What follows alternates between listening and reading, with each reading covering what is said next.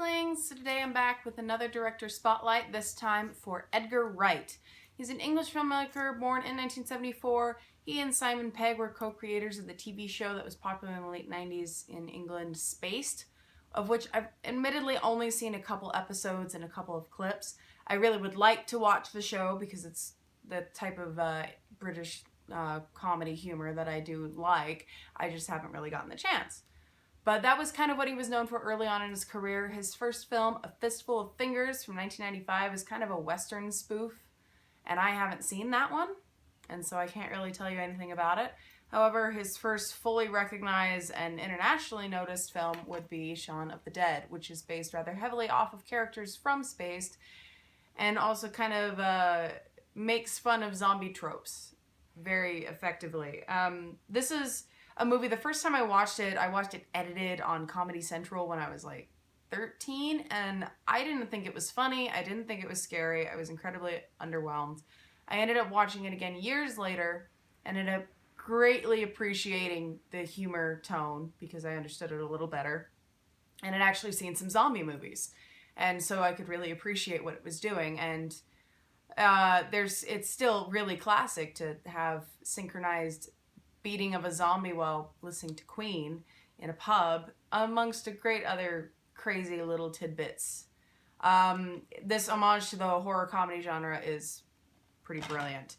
His next film from 2007 is Hot Fuzz, which was a movie I saw when it came out. Didn't think it was funny, didn't think it was much of anything, rewatched it again years later in college and realized it was actually very, very funny. And even if I don't watch a ton of action films, I still watch enough for this to make much more sense, again, when I was adult instead of 14. This was definitely a crazy one as well, and this is the second part of his Cornetto trilogy. After that, even though I have not had the opportunity to read the comics, which from my understanding are very similar to this, with the exception of some little bits and pieces that several people really wish were in it, Scott Pilgrim vs. the World came out in 2010, and it is basically a summation of my humor, and is one of the most preposterously quotable movies I have ever seen.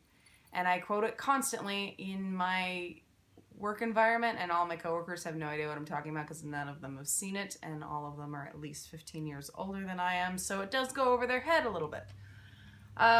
This is definitely a very strange film and very relevant to people about my age. I don't know why. Probably the funniest thing is that this is PG-13 compared to his other films that are R-rated.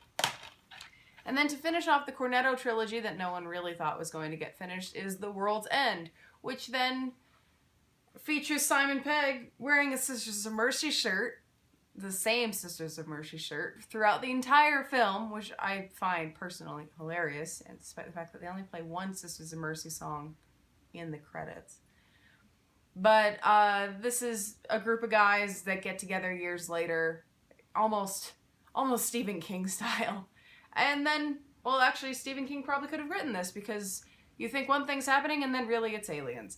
Funny and kind of bleak. It's definitely an interesting last installment with an apocalyptic twist for this trilogy.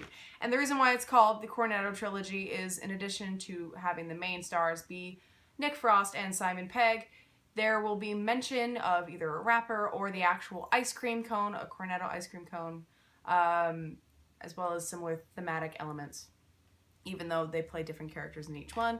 And then his most recent film is Baby Driver, which I watched earlier this year, and my DVD copy just arrived a few days ago. I really did get a kick out of this. It isn't really for everyone, but tonally it really was enjoyable for me, and there are a lot of things about it I thought were very clever and very fun.